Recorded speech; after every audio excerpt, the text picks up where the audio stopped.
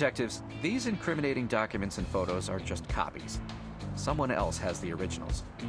According to the database, Mcchugg was never accused of smuggling, but the FBI have had their eye on him. Thanks, Shang. Finding the originals is only a matter of time. I suggest we use this evidence as leverage over Mcchugg, in case he refuses to talk.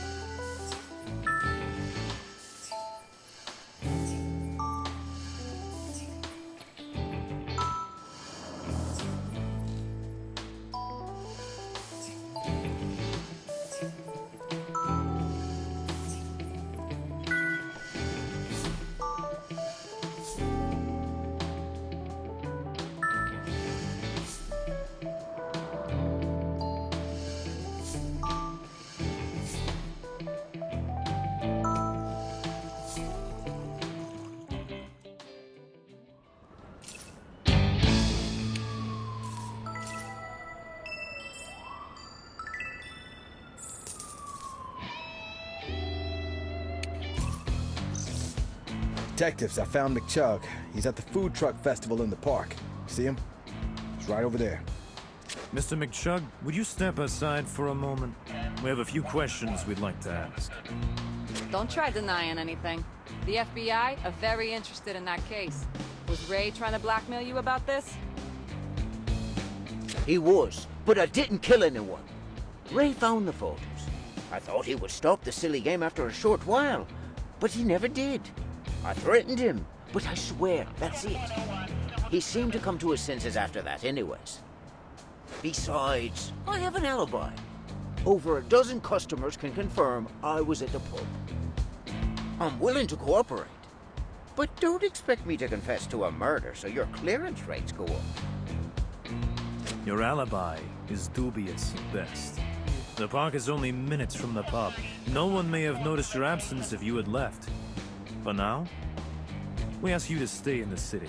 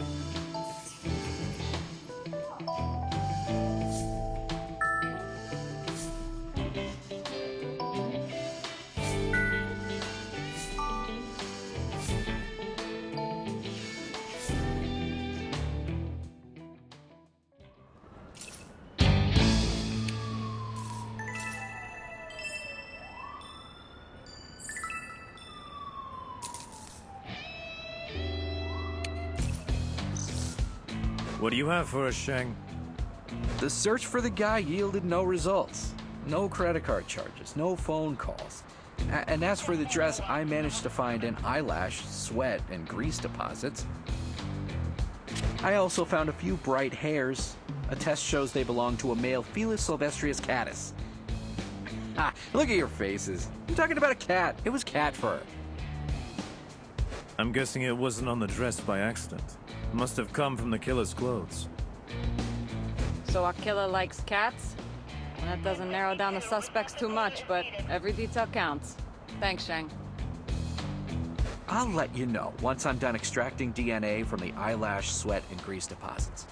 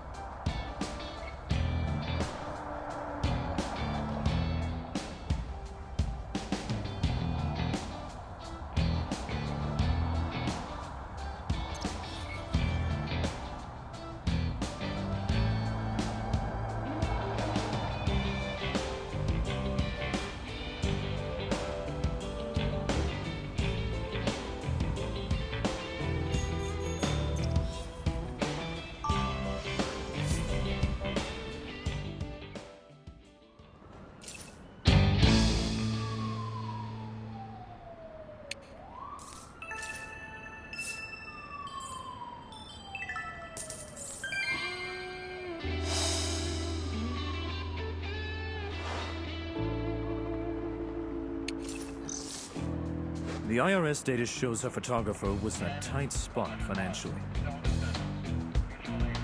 There's the court ruling. His ex-wife took everything she could. She took the car, holiday house, and alimony. She even tried to take his cat. She must have had a good lawyer. His cat? What did he do to make her so spiteful? I don't know, but it looks like the cat was all he got to keep. She took everything else, including massive alimony. There are a lot of debtors involved with this case. They've all been keeping in close contact recently, too.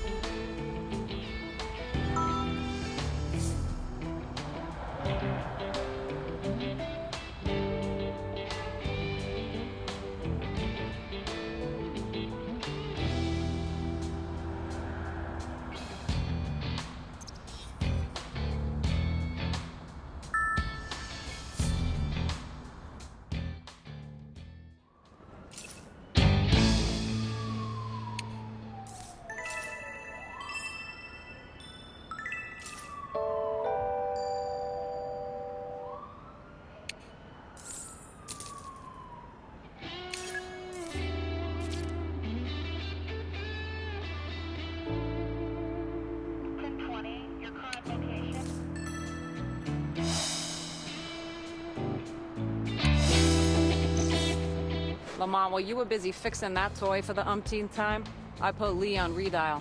He keeps declining my calls, except now, his number can no longer be reached. Looks like he won't be coming to us. We'll have to... Detectives. Pleasant day, isn't it? How's the investigation? Anything interesting to share? No? Well, unlike you, I've managed to learn something quite curious. Miss Fox, you seem very keen to share this information. I'm expecting something in return later, detectives. But for now, down to business. You remember the presentation that took place after the photo shoot? Well, it turns out Lee Douglas was invited as well. He just never showed up. The most prominent people of the fashion world were gathering there. New connections, contacts, orders. It's too fantastic of an opportunity not to show up. I also learned he'd never taken any special photos of anyone else before. I hope Natalie wasn't having an affair with that loser. He's not her type at all. Well, it's almost time for my next meeting. I'll be leaving. But don't forget about our little agreement, detectives.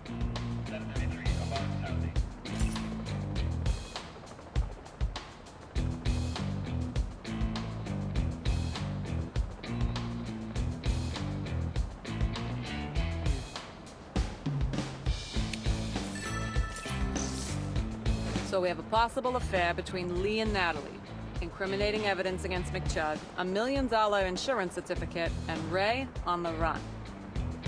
That's 3 suspects in total. No direct evidence, just theories. Speculating only gets you so far. You're right. We need to get... Oh, hey, give me a minute. The captain's calling.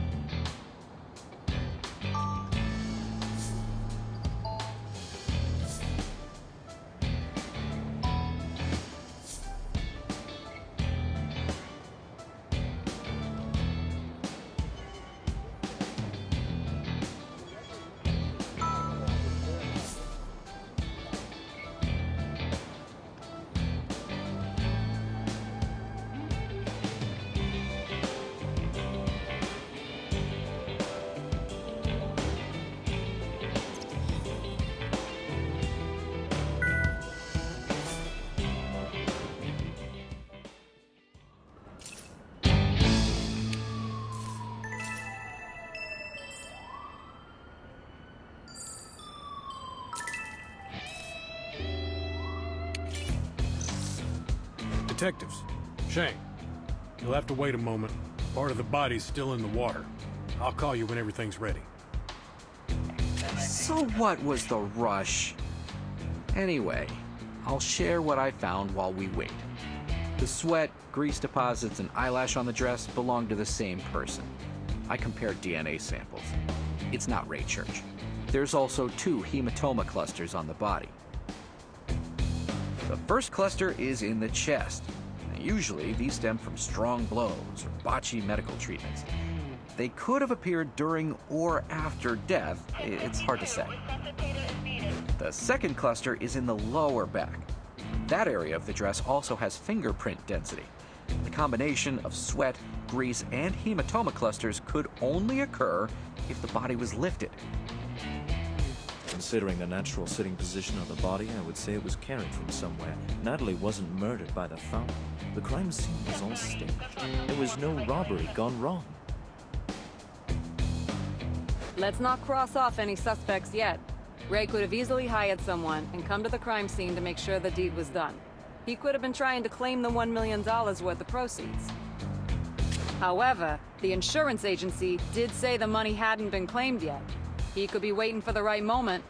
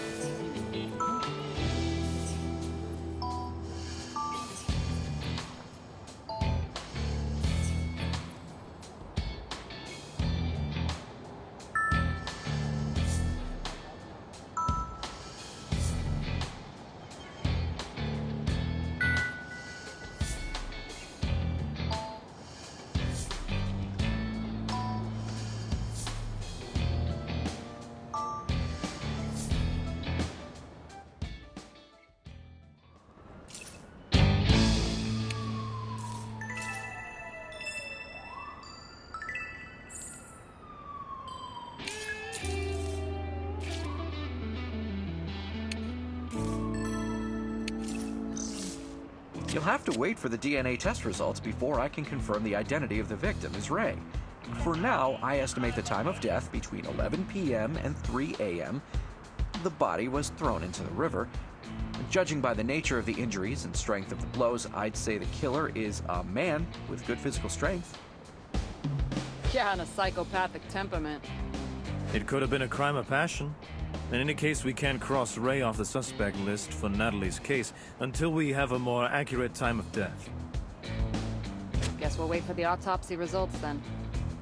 I mean, the guy could have killed his girlfriend and then gotten into a fight with someone. Agreed. Let's return to the crime scene and help examine it.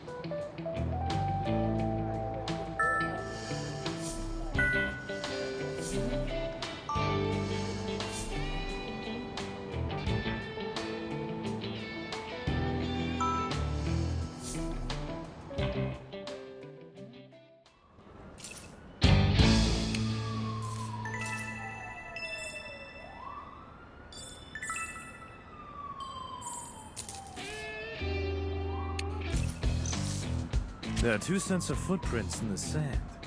It rained last Tuesday, so these tracks could be preserved from Tuesday night. Eddie, cast the prints. One set probably belongs to Ray. The second one may be our killer. Hey, I found the murder weapon. There's blood and hair on this rod. Be careful, Torino. There are barbs on the lower side of this thing. Look, there's blood on the handle, too. It must be the DNA of our killer. Eddie, please send the rod to the lab immediately. So the killer hurt their hands. Lamont, remember how Mcchugg and Douglas had similar cuts? These murders could be connected. That would mean someone killed both victims. Mcchugg has motive and a weak alibi. Douglas disappeared, and he also has a weak alibi. The question is, why would he do it? It could be related to the insurance proceeds.